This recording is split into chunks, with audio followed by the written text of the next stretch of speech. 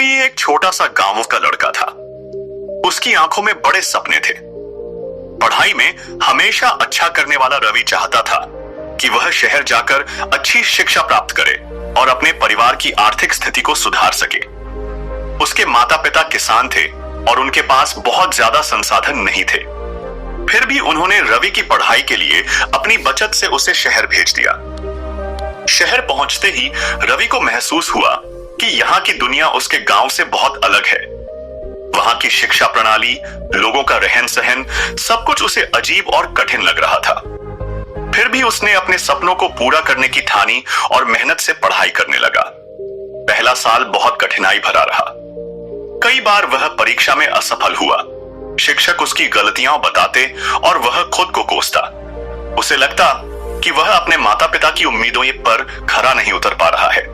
लेकिन एक दिन जब वह उदास मन से अपने कमरे में बैठा था, तब उसके दोस्त अमित ने उससे कहा, रवि, असफलता तो केवल यह दिखाती है कि तुमने प्रयास किया है।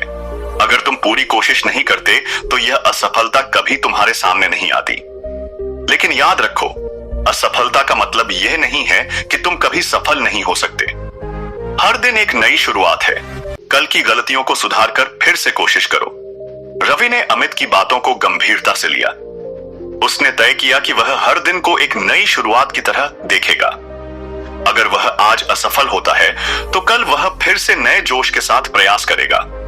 अब रवि ने अपने समय का सही ढंग से प्रबंधन करना सीखा।